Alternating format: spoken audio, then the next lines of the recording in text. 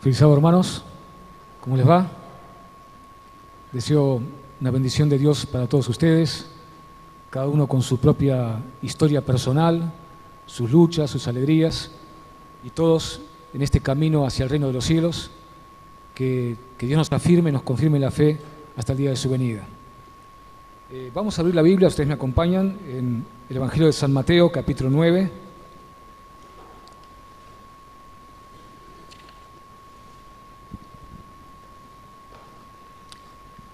Evangelio de Mateo, capítulo 9, versículos 9 al 13.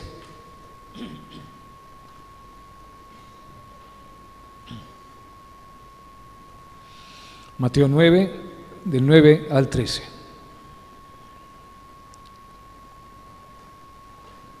Dice el Evangelio: pasando Jesús de allí, vio a un hombre llamado Mateo, que estaba sentado al banco de los tributos públicos, y le dijo: sígueme. Y se levantó y le siguió. Y aconteció que estando él sentado a la mesa en la casa, he aquí que muchos publicanos y pecadores que habían venido se sentaron juntamente a la mesa con Jesús y sus discípulos. Cuando vieron esto los fariseos, dijeron a los discípulos: ¿por qué come vuestro maestro con los publicanos y pecadores? Al oír esto, Jesús les dijo: los sanos no tienen necesidad de médico, sino los enfermos. Id pues y aprended lo que significa: misericordia quiero y no sacrificio, porque no he venido a llamar a justos, sino a pecadores al arrepentimiento. Este pasaje, creo yo, que es uno de los más queridos, más entrañables de la vida de Cristo. Nosotros nos sentimos conmovidos por el amor de Jesús al juntarse con este tipo de personas, con esta calaña, como diríamos hoy en día, de la sociedad, publicanos y pecadores. Ustedes saben, Leví Mateo, que es el autor de este evangelio, y está hablando de sí mismo en este pasaje, era un publicano, y los publicanos eran recaudadores de impuestos judíos al servicio del Imperio Romano. Esto traía sobre ellos una doble mala mirada de parte de la sociedad, ¿no es cierto? Por un lado, porque eran judíos que estaban al servicio de Roma, es decir, de alguna manera se los podía considerar como traidores a la patria, porque estaban sirviendo al poder opresor, ¿no es cierto?, del pueblo judío. Así que ya por ese lado eran muy mal mirados por la sociedad. Pero a esto se le añadía que ellos solían agravar los impuestos más de lo que debían cobrar para poder quedarse con un excedente y de esa manera enriquecerse a costas del pueblo, ¿no es cierto? Es decir, eran, por así decirlo, eran estafadores públicos, ilegales encima, ¿no? Es decir, además eran legales. Así que esto traía sobre los publicanos, por supuesto, el rechazo social, y era propio del estilo de vida de los publicanos tener una moral bastante relajada. Eran gente promiscua, no eran honestos y se juntaban con lo peor de la sociedad. En otros pasajes de los evangelios se nos habla de publicanos y rameras, ¿no? Es decir, que estaban relacionados con el estilo de vida de los publicanos, frecuentar a rameras, a personas de una vida moral bastante cuestionable, ¿no es cierto? Sin embargo, Jesús llama a Mateo.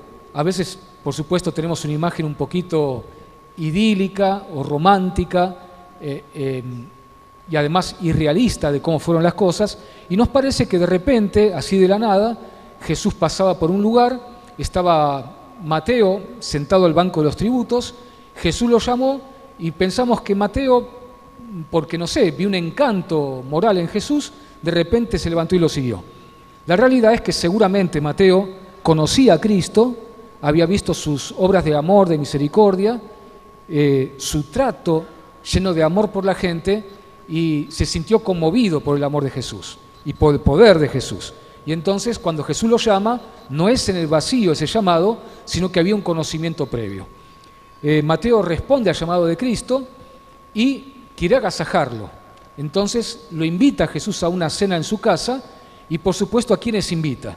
No invita a los fariseos, a los sacerdotes, sino que invita precisamente a la gente con la cual estaba acostumbrado a frecuentar, ¿no es cierto? Así que en esta cena, como bien dicen los fariseos que estaban, no creo que presentes, pero estarían ahí cerquita, lo critican a Jesús por comer libremente, liberalmente, podríamos decir, con publicanos y pecadores. Jesús escucha esa crítica, que en realidad no tuvieron el valor de decírselo en la cara a Jesús, sino que de alguna manera lo hicieron de forma indirecta a través de los discípulos, y entonces lo critican a Jesús por comer con publicanos y pecadores.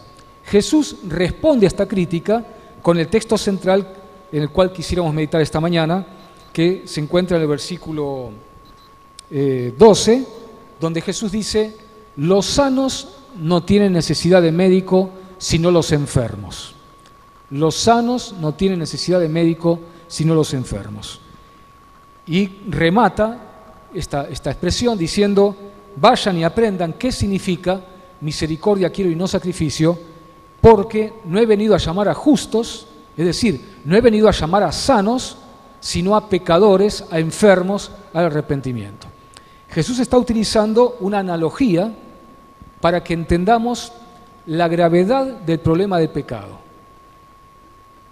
Ante la vista de Dios, nuestra condición como seres humanos es una condición no solamente que entraña un problema moral, sino también, ante la vista de Dios, nuestra condición es una condición de enfermedad.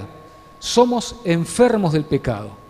En varios pasajes de las Escrituras, sobre todo del Antiguo Testamento, se compara la condición humana con una condición de enfermedad, a tal punto que Isaías dice, hablando del pueblo de Israel de sus días, pero que es totalmente aplicable a la condición humana, dice que desde la punta de la cabeza hasta la punta de los pies no hay cosa sana en el ser humano, sino que somos herida, hinchazón y podrida llaga. Así lo describe de manera bastante fuerte, ¿no es cierto?, Isaías. Herida, hinchazón y podrida llaga. Él utiliza de alguna forma la imagen de la lepra. La lepra que en la Biblia aparece como símbolo del pecado, ¿no? Y dice que nuestra condición humana es una condición de estar enfermos desde la cabeza hasta los pies de esta lepra llamada pecado. Un autor muy importante, un filósofo muy importante, creyente del siglo XIX, llamado Søren Kierkegaard, era un filósofo danés, dinamarqués. Él tiene un libro, una obra titulada La enfermedad mortal. Y justamente en ese libro él habla del pecado como la gran enfermedad mortal a la cual estamos sometidos todos los seres humanos. Así que, hermanos, por más que esto hiera nuestro narcisismo humano, sobre todo en la época en que estamos viviendo, ¿no?, esta época de la posmodernidad, donde todo el mensaje es humanista de la posmodernidad es vos sos un Dios en potencia, lo único que te falta es autodesarrollo, reencontrarte con ese Dios escondido que tenés adentro, y donde nos halaga nuestro ego diciendo vos sos bárbaro, sos un genio, lo único que necesitas es desarrollarte como persona, sacar afuera tus potencialidades. Contrariamente a eso, la Biblia nos dice, por muy ofensivo que sea, es que estamos enfermos de esta enfermedad llamada pecado. Y esta expresión de Cristo, los sanos no tienen necesidad de médicos sino los enfermos, nos dice dos cosas. Nos dice por un lado que Cristo es el médico del alma, Él se ofrece a sí mismo como el médico del alma, pero también nos dice que estamos enfermos y que lo necesitamos a Él para que nos sane de esta enfermedad mortal llamada pecado. Esta idea de que Cristo es el médico del alma y nosotros estamos enfermos de pecado ha dado lugar a esta idea, esta ilustración que se utiliza muy frecuentemente en las predicaciones de la Iglesia y también en los estudios bíblicos, la idea de concebir a la Iglesia como un hospital para pecadores. Ustedes lo han escuchado, ¿no?, en predicaciones, estudios bíblicos, entender que la Iglesia es un hospital para pecadores.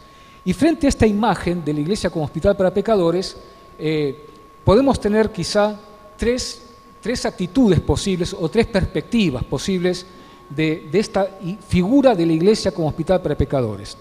Por un lado está la idea que tenían los fariseos y, permítame decirlo, que no es una idea demasiado ajena a nosotros como cristianos y específicamente como adventistas, ¿no?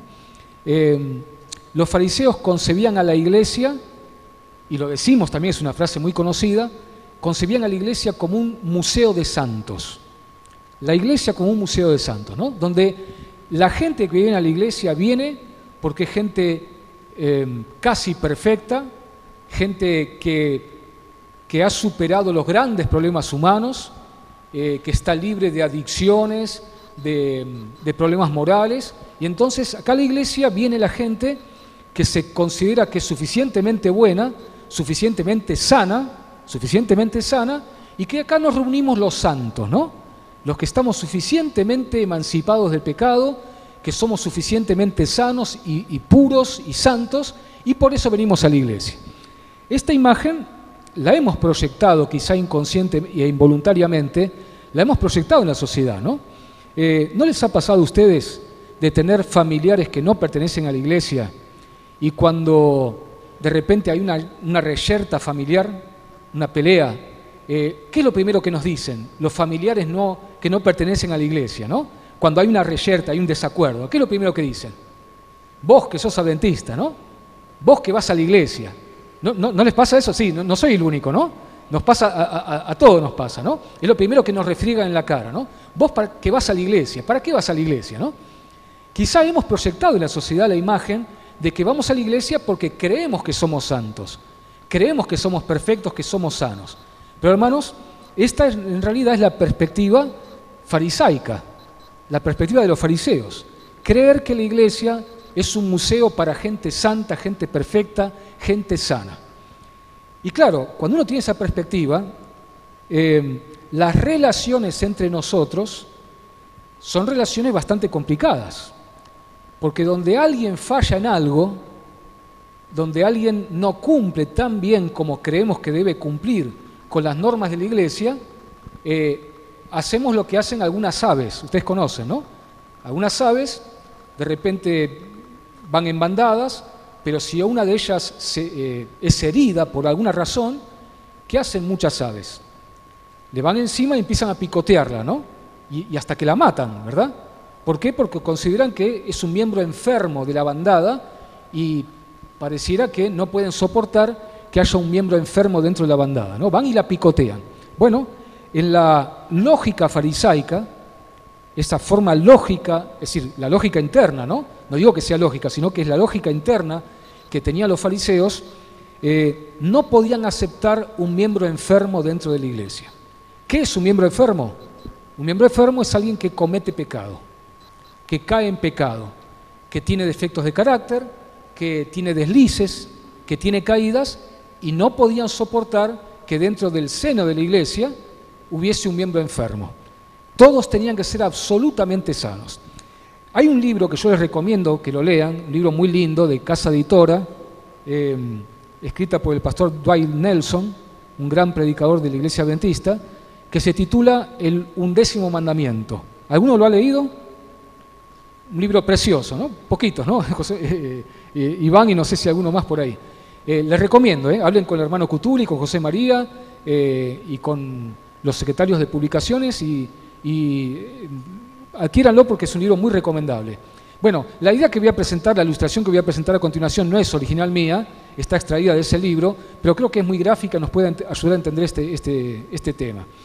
Imagínense ustedes que van a un hospital, usted de repente fue por la calle, lo atropelló un coche, quedó todo ensangrentado, todo sucio, todo feo, todo desprolijo, tiene miembros rotos, tiene inclusive un tremendo traumatismo interno, ¿no es cierto? Sus órganos internos están afectados. Usted va todo ensangrentado, todo feo, todo sucio, todo roto, va a un hospital para atenderse, ¿no? Va a la sala de guardia. Llega a esa sala de guardia y el médico que lo atiende le dice, no, disculpe, usted para ingresar en este lugar tiene que estar limpio, está demasiado desprolijo usted. Tiene que estar limpio, tiene que limpiarse bien, sacarse toda esa sangre que tiene encima, todo ese barro, toda esa grasa del auto, ¿no es cierto? Tiene que limpiarse bien y además no nos dé tanto trabajo. Vaya a casa, sánese sus heridas, y una vez que esté sano, venga que lo vamos a aceptar. ¿Se imaginan ustedes eso? ¿Un hospital de esa manera? Por supuesto que es algo totalmente fantasioso. Sería imposible que un hospital y un médico procediera de esa manera. Pero hermanos, a veces nosotros, en nuestra idiosincrasia como iglesia, pretendemos que la gente que viene a la iglesia, e inclusive la gente que se integra a la iglesia, sea gente que ya venga prolijita, que venga sana, sin ningún problema moral, sin ninguna adicción, que no nos venga a traer problemas, ¿no? Que venga a la iglesia gente prolija, que se emprolije para venir a la iglesia, incluso estéticamente, ¿no? Queremos que vengan todos de saco y corbata, ¿no es cierto? Y las chicas, por favor, lo mejor vestiditas posible, ¿no? Ahora, si entra por la iglesia una persona, por ejemplo, una persona en situación de calle, ¿no? O un drogadicto, ¿cómo lo vemos? ¿Cómo lo miramos, ¿no? Una persona que viene con mala traza, viene sucio, viene maloliente, con olor a alcohol, ¿no es cierto? ¿Cómo lo recibimos? O nuestra pretensión es que a la iglesia solamente venga gente prolija, ¿no? Incluso, hermanos, creo yo, ustedes saben que yo soy un poquito autocrítico de la iglesia, ¿no? Lo hago con amor, yo amo esta iglesia, pero hermanos, cuando la hermana White habla de reavivamiento y reforma, y ella habla de la reforma como un fenómeno escatológico que tiene que ocurrir en la iglesia, ella dice que la reforma significa un cambio en los hábitos y prácticas, en las ideas y los planes. La reforma implica un cambio de hábitos y prácticas, de ideas, de cómo concebimos la realidad, de cómo concebimos la vida cristiana, y de prácticas, ¿no es cierto? Y de métodos. ¿Será, hermanos, que cuando realmente ocurra la reforma dentro de la iglesia, algunos de los valores que tenemos se nos van a poner patas para arriba? Permítame la expresión coloquial. Puede ser que algunos esquemas que tenemos de cómo debe ser la iglesia, de cómo debe ser la vida cristiana, quizá tengamos que ponerlos totalmente en tela de juicio y tengamos que replantearnos algunas cosas. Voy a dar unos ejemplos que yo sé que pueden sonar riesgosos, yo sé, pero hermanos, podemos pensar en la reforma como una abstracción teórica o podemos bajarla a la realidad de cosas concretas que suceden dentro de la iglesia, ¿no? A ver, hermanos, Jesús dice que estamos enfermos de pecado. ¿Qué implica eso, no? ¿Implica solamente aquellas conductas visibles que tenemos? Lo más visible, ¿no? No ser ladrones, no ser asesinos, no ser promiscuos, no ser adúlteros, no ser estafadores, tener una apariencia prolija. Eso es lo que se ve, ¿no es cierto? Lo que se ve. Pero ¿qué pasa, hermanos, con nuestras motivaciones? ¿Qué sucede con esos pensamientos íntimos, con esas motivaciones íntimas, esas imaginaciones íntimas, esos sentimientos íntimos, ¿no? A ver, voy a dar ejemplos extremos, porque creo que cuando uno lleva a un extremo algunas ideas, uno puede rescatar principios, ¿no? Nosotros tenemos como norma de la iglesia, está en el manual de iglesia, y yo sé que es un tema urticante que voy a presentar a continuación, no lo vamos a debatir ahora, ¿no? El manual de iglesia nos enseña que las damas adventistas no deben usar joyas ni adornos, ¿no? Es un tema, es una norma de la iglesia, ¿no? Forma parte de nuestra cultura adventista y las normas de la iglesia que las damas adventistas no deben usar joyas y adornos. Y cuando a una chica se le ocurre traer a la iglesia una joya, un adorno, muchos la miran mal, ¿no? Y enseguida etiquetamos. Es una chica, ¿cómo decimos? Liberal. Y en la iglesia hacemos esas categorizaciones, ¿no?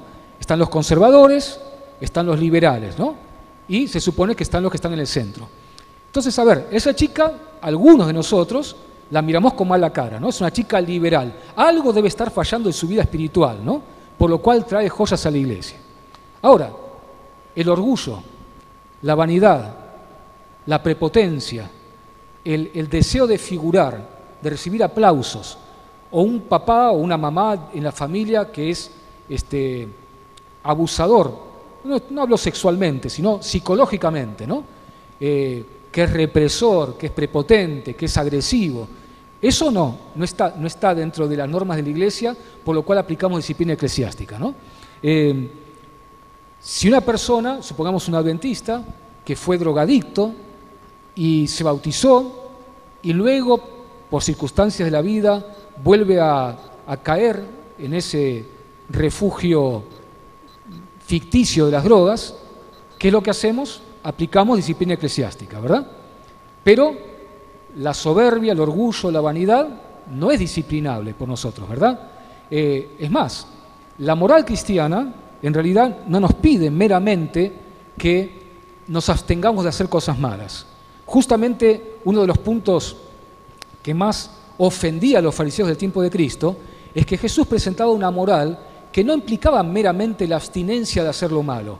La moral que Cristo propiciaba era una moral de proactivamente ir en busca del necesitado para ayudar al necesitado. Es decir, había una gran conciencia social de parte de Jesús, que me parece, hermanos, que es una asignatura pendiente que tenemos como iglesia, ¿no? Es decir, si bien es cierto, tenemos departamentos como ADRA, como ASA, ¿cuántos de nosotros estamos realmente comprometidos con la ayuda concreta, práctica al pobre, al angustiado, al necesitado, ¿no? Ahora, a ver, la falta de solidaridad social no es algo censurable dentro de la iglesia.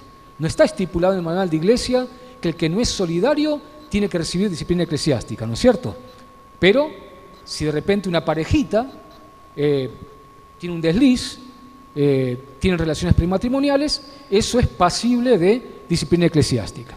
A ver, hermanos, yo no quiero ser dogmático con esto, ni diciendo que tenemos que hacer esto y no hacer lo otro. Estoy diciendo, ¿no deberíamos replantearnos algunas cosas? ¿No deberíamos replantearnos algunos valores y algunos procedimientos que tenemos dentro de la iglesia? ¿Será que nosotros también tenemos la noción de que para pertenecer a la iglesia tenemos que estar totalmente sanos de la enfermedad del pecado? Claro, creemos que son algunas conductas externas las que marcan que estamos enfermos, pero aquellas conductas ocultas a la mirada humana, eso no nos preocupamos demasiado, ¿no es cierto? Entonces, ¿no deberíamos replantearnos, hermanos, por ejemplo, el tema de la disciplina eclesiástica? Yo no encuentro, hermanos, he investigado el tema, en la Biblia, no encuentro que la disciplina eclesiástica deba aplicarse al arrepentido. Hay básicamente 3 pasajes del Nuevo Testamento que hablan de disciplina eclesiástica. Mateo capítulo 18, que lo vamos a comentar ahora, 1 Corintios 5 y un texto de Gálatas que vamos a estudiar oportunamente cuando lleguemos al capítulo 6 de Gálatas, Gálatas capítulo 6. Mateo capítulo 18, Jesús dice, si tu hermano peca contra ti, y nosotros lo aplicamos a cualquier tipo de pecado, ¿no? En realidad Jesús está hablando de relaciones interpersonales, ¿no? Pero nosotros tomamos ese principio y lo aplicamos a la vida eclesiástica. Jesús dice, si tu hermano peca contra ti, ve y repréndelo estando tú y él solos. Si te escucha, has ganado a tu hermano. El texto no dice, si tu hermano pecó, repréndelo y aplicale disciplina eclesiástica. Defraternizalo, ¿no? Nosotros usamos la expresión defraternización, ¿no? No dice eso el texto. Dice, si se arrepiente, has ganado a tu hermano. Si no se arrepiente, dice Jesús, Mateo 18, toma contigo 2 o 3 testigos para que conste toda palabra delante de los testigos, y si se arrepiente, has ganado a tu hermano. Si no se arrepiente, tenle por gentil y pública. Perdón, no, todavía no. Si se arrepiente, has ganado a tu hermano. Si no te escucha, entonces lleva el caso a la iglesia, a la asamblea, para que la iglesia interceda por él, suplique para que se arrepienta. Si se arrepiente, has ganado a tu hermano. Si no se arrepiente, tenle por gentil y publicano. En otras palabras, yo lo que encuentro en la Biblia, hermanos, es que la disciplina, es decir, la defraternización, es para, voy a usar un término un poquito arcaico, para el contumaz. El contumaz. El contumaz es el terco en el pecado, el que persevera en el pecado, el que tiene como estilo de vida el pecado, el que no se arrepiente y pretende vivir en pecado aún dentro de la iglesia. No encuentro que la disciplina bíblica se aplique a las caídas que podemos tener como hijos de Dios, porque somos enfermos de pecado todos, y podemos, de hecho, hermanos, si uno lleva hasta las últimas consecuencias el concepto bíblico de pecado, y no quiero desanimar a nadie con esto, la realidad, hermanos, es que todos vivimos pecando, no porque tengamos conductas habituales socialmente censurables, sino, hermanos, porque ¿quién de nosotros puede levantarse delante de Dios, delante de la infinita santidad de Dios, la infinita bondad de Dios, y decir que no se le cruzan por la cabeza, por el corazón, pensamientos pecaminosos, sentimientos pecaminosos, motivaciones pecaminosas? En realidad, hermanos, aunque esto sea muy crudo decirlo, todos vivimos pecando, aunque sea en palabra, en pensamiento o en acción. Por eso, hermanos, es que, si bien es cierto, no vamos a minimizar los alcances de la gracia de Dios. Dios hace transformaciones maravillosas por el Espíritu Santo, pero, hermanos, la sanidad total del pecado es algo reservado para la venida de Cristo. Pablo dice en 1 Corintios 15 que es necesario que esto corruptible se vista de incorrupción y esto mortal de inmortalidad. Mientras tanto, dice en Filipenses capítulo 3, esperamos el día en que el cuerpo de nuestra humillación, dice Pablo, el cuerpo de nuestra humillación sea transformado a la semejanza del cuerpo de su gloria. Y Pablo dice que la sangre y la carne no pueden heredar la vida eterna. Es decir, hermanos, espero que nadie se desanime por esto, pero seremos enfermos de pecado hasta que Cristo venga a buscarnos. Y al ser enfermos de pecado, tenemos que entender que esta sanidad que Cristo produce, lo que llamamos en términos teológicos santificación, la santificación no es otra cosa que el proceso por el cual nos vamos sanando de pecado. Esta santificación no es un producto acabado de la noche a la mañana. Conocí la iglesia, conocí a Cristo, me bauticé, listo, ya estoy sano. No es así, hermanos. Ojalá fuese así, pero la realidad de mi experiencia, la que observo, y si somos sinceros, hermanos, la realidad, hermanos, es que es todo un proceso. Esta sanidad que Cristo quiere realizar en nosotros es todo un proceso que lleva toda la vida. Y si es un proceso que lleva toda la vida, hermanos, es natural y es, permítame decirlo, hasta es esperable que aparezcan dentro de la iglesia manifestaciones de esta enfermedad que es el pecado. Es natural, hermanos, es natural que caigamos en pecado, que tengamos defecto de carácter. No es deseable, pero es esperable. ¿Por qué? Porque estamos enfermos de pecado. Entonces, esta idea de los fariseos, tanto antiguos como modernos, de que solamente pueden integrarse a la iglesia personas que estén perfectas, que primero se sanen y después vengan, que los vamos a recibir, es una idea propia de la lógica farisaica. Y Jesús les contesta: los sanos no tienen necesidad de médico, sino los enfermos. No he venido a llamar a justos, sino a pecadores al arrepentimiento. Es decir, la iglesia tiene la bendición de tener a Jesús como el médico del alma, y el día en que usted se sienta sano, que crea que está sano, Jesús no es para usted. No necesita a Cristo. Pero si usted se reconoce pecador, se reconoce enfermo de pecado, entonces la buena noticia del Evangelio es que Jesús es para usted. Porque Jesús precisamente es el médico del alma que vino a llamar no a justos, no a gente perfecta, no a gente sana, sino que vino a llamar a enfermos de pecado, que se reconocen enfermos y que sienten su profunda necesidad de que Jesús los sane. Esta es una visión, una actitud frente a esta imagen de la iglesia como hospital para pecadores. Pero también está el otro extremo, ¿no? Está el otro extremo. Imagínense, hermanos, que una persona que tiene cáncer, tiene un tumor, supongamos que tiene un tumor encapsulado, no sé, en un pulmón, donde fuere,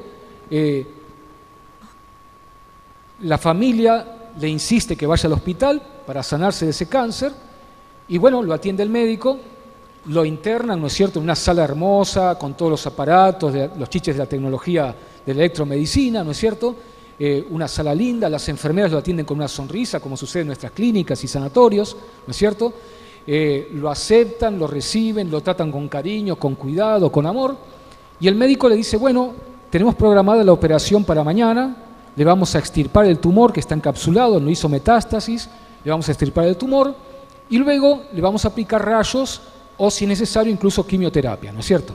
Pero tiene un buen pronóstico, ¿eh? Si usted se somete al tratamiento médico, a la operación y a rayos y a quimio, usted quédese tranquilo que tiene un alto grado de probabilidades, tiene un buen pronóstico de que usted se va a sanar.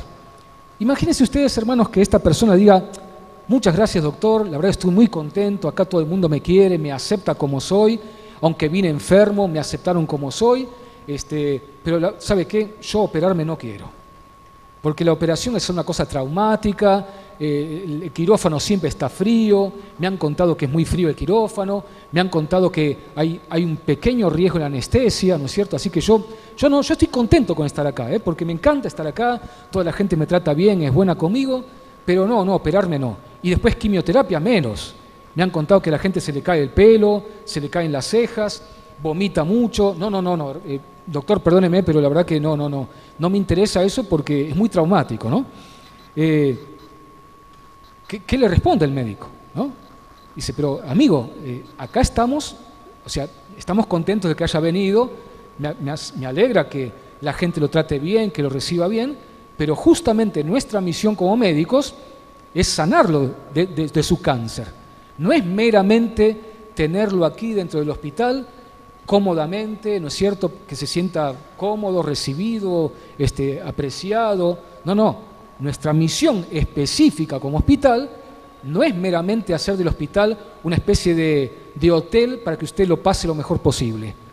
La misión nuestra como médicos es sanarlo, someterlo a terapia, operarlo, aplicarle quimio, etcétera, pero en definitiva nuestra misión última como médicos es sanarlo. Imagínense ustedes que esta persona rechace el tratamiento, ¿no? Y diga, mira, a mí lo único que me importa es que acá estoy cómodo dentro del hospital. Ustedes saben que hay una enfermedad, yo no me acuerdo en este momento, acá hay varios médicos, ¿no? No me acuerdo el nombre de la enfermedad, una enfermedad psicológica de personas que no tienen familia, no tienen gente que los quiera, y entonces se autoenferman, hacen algo para autoenfermarse, para poder ser internados en hospitales. Y estas personas van paseando, ¿no?, de hospital en hospital. ¿Por qué? Porque quieren tener un lugar calentito, un lugar acogedor, donde la gente los reciba, los quiera, los trate bien, pero se van enfermando a sí mismos para lograr ir de hospital en hospital para que los puedan contener, ¿no es cierto? Su único propósito al ir a un hospital es ser contenidos, pero no quieren sanarse, no buscan la sanidad. Bueno, hermanos, algunos de nosotros puede ser que tengamos la misma imagen de qué es la iglesia. La iglesia, idealmente hablando, y sucede en gran medida, gracias a Dios, en muchas iglesias, es un lugar acogedor, ¿no?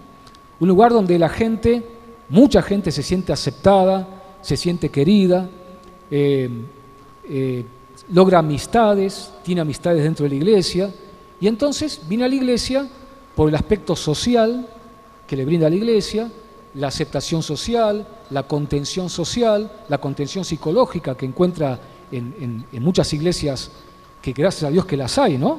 Y creo que Palermo, por lo menos lo que yo percibo, creo que tratamos de ser una iglesia acogedora, pero en realidad, y yo conozco gente así, en realidad quieren mantener su estilo de vida pecaminoso. Es decir, todo bien con la iglesia, ¿no? Que me quieran, que me reciban, que me acepten, pero a mí déjeme seguir con mi estilo de vida, ¿no? Yo soy lo que soy, no me quieran cambiar, yo quiero seguir adelante, además la gracia de Jesús me cubre todo, ¿no? Estudiamos en la escuela sabática esta mañana, ¿verdad?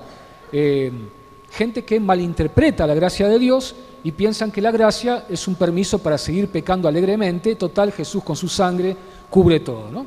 Bueno, también está ese tipo de personas, ¿verdad? Personas que en realidad lo que buscan es tener seguridad de salvación, es decir, que cuando Cristo venga, yo tener un lugarcito en el cielo, tener mi terrenito en el cielo, tener un lugarcito para mí, pero no siente la necesidad de tener un compromiso con la vida cristiana, ¿no? El otro día hablé con una persona que no es de la iglesia, recomendándole a un joven que está buscando vivienda, ¿no es cierto? esta persona alquila en su casa cuartos para estudiantes, ¿no es cierto? Así que, bueno, hablé con esta persona. Y entonces le mencioné que esta persona a la cual yo quería recomendarle pertenecía a la iglesia.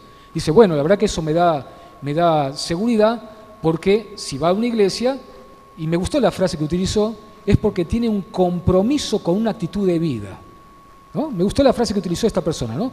Si va a la iglesia es porque es una persona que tiene un compromiso con una actitud de vida. Qué lindo sería, hermanos, que a todos nos conozcan por eso, porque somos personas, no que seamos perfectos, no que no podamos caer en pecado, no que no tengamos defectos de carácter, pero sí por ser personas que tenemos un compromiso con una actitud de vida, es decir, con el Evangelio, con la palabra de Dios, con la enseñanza de Cristo. Bueno, estas personas que creen que venir a la iglesia solamente hacen un cálculo, ¿no? Yo vengo a la iglesia para lograr mi lugarcito en el cielo, o vengo a la iglesia para lograr que Dios me bendiga en esta vida y me garantice tener trabajo, tener pareja, tener buena salud, ¿no? Como una especie de cobertura social. Dios y la religión como una especie de cobertura social. Bueno, estas personas tampoco entendieron el sentido que Jesús le da a la iglesia, ¿no? ¿Cuál es el sentido correcto? Es el sentido que une de alguna manera ambas cosas que hemos tratado de decir esta mañana, ¿no? La iglesia es un hospital para pecadores. Cuando yo entiendo esto, hermanos, entiendo que yo soy un enfermo de pecado y que no tengo que desanimarme porque todavía no sea perfecto. A veces escucho, hermanos, yo también he pasado por esa etapa, y hermanos queridos, que se autoflagelan, ¿no? Se autoflagelan. Sí, pero yo no soy, tengo tanto por mejorar, ¿no? Tengo tantos defectos que pulir, ¿no es cierto?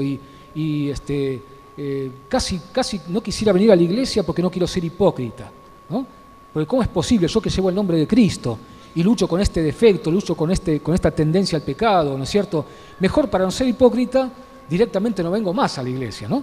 Algunos tienen ese sentimiento, ¿verdad?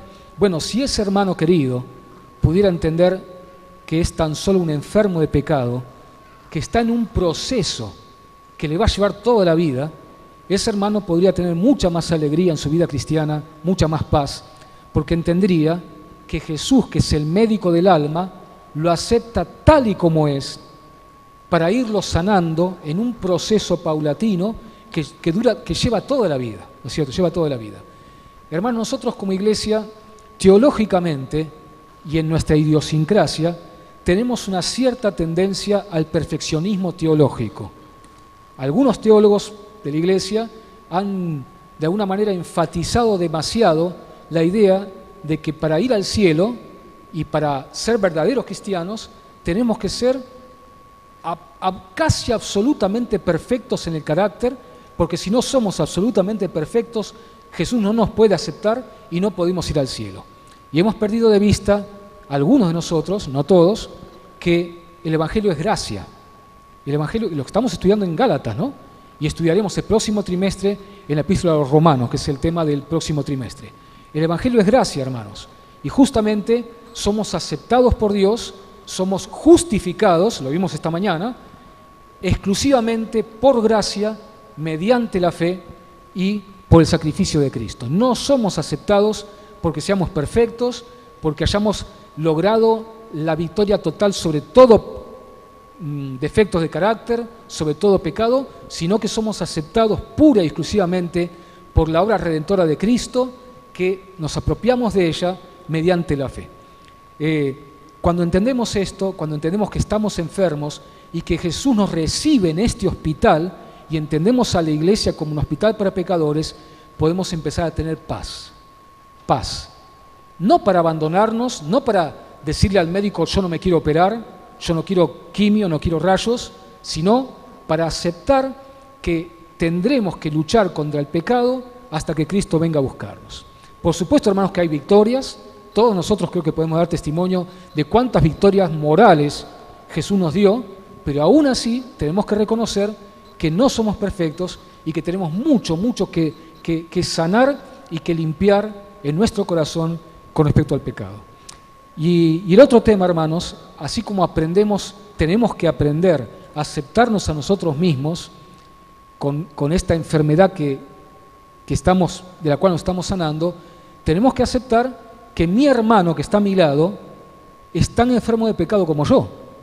Y por lo tanto, así como yo necesito la gracia de Dios y la misericordia de Dios por mi enfermedad de pecado, tengo que aceptar que mi hermano que está a mi lado es tan enfermo como yo y que él también va a caer en pecado, él también va a tener defectos de carácter y que él también está en un proceso. ¿Por qué mucha gente se va de la iglesia? Ustedes saben que se han hecho estudios estadísticos de por qué la gente se va de la iglesia, por qué apostata. Hermanos, difícilmente haya gente que se vaya de la iglesia adventista por cuestiones doctrinales. Difícilmente. Está tan bien armada, lo digo no con petulancia, pero tampoco con falsa modestia, ¿no? Está tan bien armada la doctrina adventista que yo creo que es irrefutable, hermanos. Es irrefutable. Pero, ¿por qué se va la gente de la iglesia? Generalmente por problemas de relaciones interpersonales. O porque ve cosas que cree que no, y tiene razón, que cree que no deberían suceder dentro de la iglesia. Tal persona que hizo tal cosa, tal pastor que hizo tal cosa, tal hermana que hizo tal cosa, se desaniman, se desalientan y se van de la iglesia porque la iglesia no es ese mundo idílico que ellos se figuraban. Bueno, qué lástima, hermanos. Si esa persona pudiera entender que la iglesia es un hospital para pecadores y que ese hermano que cayó en ese pecado o en ese defecto de carácter es tan pecador y tan enfermo de pecado como ella misma, si esa persona pudiera entender eso, no se desanimaría. Y repito, entendería que, aunque no sea deseable, es esperable que el pecado asome su cabeza aún dentro de la iglesia. ¿Se entiende, hermano, lo que estamos diciendo? No estamos diciendo, entreguémonos al pecado, total, no estoy diciendo, hermanos, que es natural que aparezca el pecado dentro de la iglesia, porque mientras la iglesia sea un conjunto de enfermos de pecado, es natural que aparezcan estas cosas. Hermanos, quisiera terminar con un texto que vamos a estudiar con mayor profundidad cuando lleguemos al capítulo 6 de Gálatas, en el estudio de escuela sabática de este trimestre, pero que creo que viene muy al caso y nos puede ayudar a una conclusión al tema que estamos tratando esta mañana. Gálatas capítulo 6, dice, versículos 1 y 2, dice: hermanos, si alguno fuere sorprendido en alguna falta, vosotros, que sois espirituales, restauradle con espíritu de mansedumbre, considerándote a ti mismo, no sea que tú también seas tentado. Sobrellevad los unos las cargas de los otros y cumplid así la ley de Cristo. Dice aquí San Pablo, ¿no? Este es el tercer, habíamos dicho que el primer pasaje bíblico que habla de disciplina eclesiástica es Mateo 18, ¿verdad? El segundo está en 1 Corintios 5, que no lo vamos a comentar demasiado, pero ahí Pablo habla de un caso de incesto o cuasi incesto dentro de la iglesia, de una persona que se acostaba con la mujer de su padre, ¿no? Ustedes conocen. No queda claro si era su propia madre, lo más probable es que haya sido su madrastra. El tema es que había un hermano de iglesia que tenía relaciones sexuales con un familiar directo, la esposa de su padre, nada menos, ¿no? Bueno, y Pablo dice, sáquenlo de la iglesia, ¿no? Dice así claramente, ¿no? Sin medias tintas. Lo sacan de la iglesia, dice Pablo.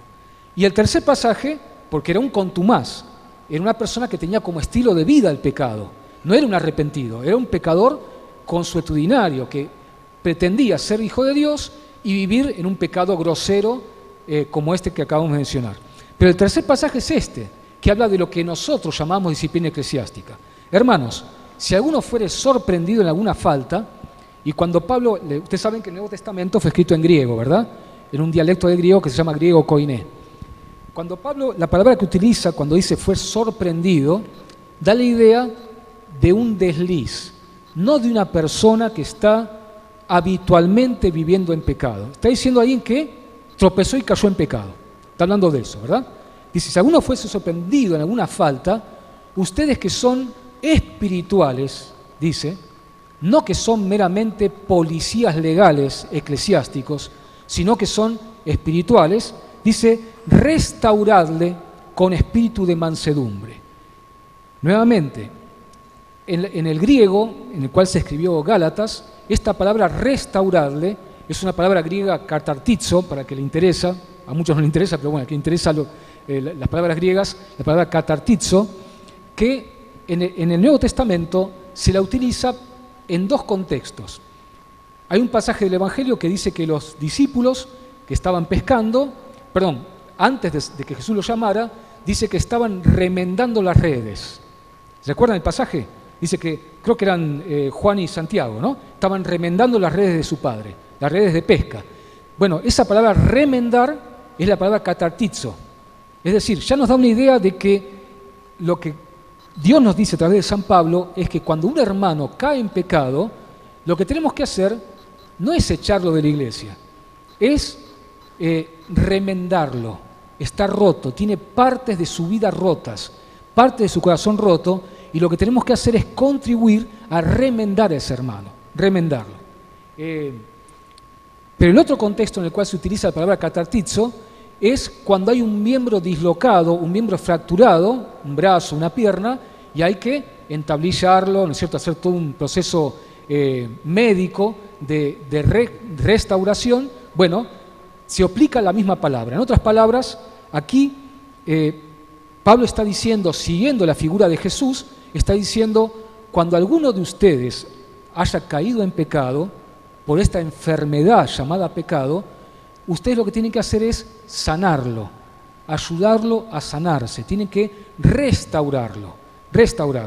Claro, nosotros, y repito, no quiero ser dogmático en esto, sino llamar a la reflexión y llamar a revisar algunas cuestiones que tenemos como iglesia que creo que en algún momento tendremos que revisar. Si queremos realmente que la reforma, el reavivamiento sean realidades en la iglesia, ¿no? Nosotros generalmente disciplinamos, entre otras razones, para salvaguardar el buen nombre de la iglesia, ¿no? La imagen de la iglesia ante la sociedad. Lo que está diciendo Pablo es, lo que más te tiene que importar no es tanto la imagen externa de la iglesia, sino la persona. Te tiene que importar qué le pasa a esa persona. Y vos lo que tenés que hacer es ser un agente de salud para esa persona, para ayudar a su restauración, y dice algo más, considerándote a ti mismo, no sea que tú también seas tentado. ¿Por qué? Porque si ese hermano cayó en pecado, es porque ese hermano es un enfermo de pecado, pero ojo, vos también sos un enfermo de pecado y vos también podés caer. Entonces, hacelo con espíritu de mansedumbre, hacelo con amor, porque a vos también se te puede dar vuelta la vida en cualquier momento. También se te puede dar vuelta la vida en cualquier momento, y la iglesia tiene que ser como dice un autor que me gusta mucho, doctor Jorge León, es un psiquiatra y pastor evangélico, autor de varios libros de psicología pastoral. Para los que no saben, en teología hay una materia titulada psicología pastoral, ¿no?, donde estudiamos una articulación entre la psicología y el evangelio, ¿no?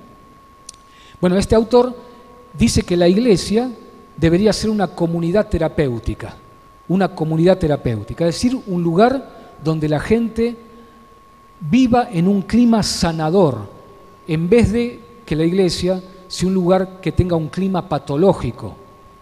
En vez de que seamos agentes patógenos, ¿no?, patológicos, agentes que transmitan enfermedad espiritual, moral e incluso psicológica, como iglesia deberíamos ser agentes sanadores, que mis actitudes hacia mi hermano, que mis miradas, que mis gestos, que mi trato con mi hermano siempre contribuyan a la salud espiritual, moral e incluso psicológica de mi hermano. Este es el ideal de Dios para cada uno de nosotros. Que Dios nos bendiga para que por el Espíritu Santo, que es el Espíritu de sanidad, en primer lugar podamos permitirle a Jesús hacer esa obra profunda, radical, que Él quiere hacer en cada uno de nosotros para sanarnos lo más rápido posible de la enfermedad del pecado. ¿Qué es lo único? Jesús, hermanos, nos podría sanar de la noche a la mañana de la enfermedad del pecado. ¿Por qué no sucede eso? Porque hay un elemento humano, sagrado, pero riesgoso, que es nuestra libertad. Es nuestra libertad, nuestras decisiones son las que les ponen un freno o las que posibilitan a Jesús que realice esa obra profunda, interna, de sanidad del pecado.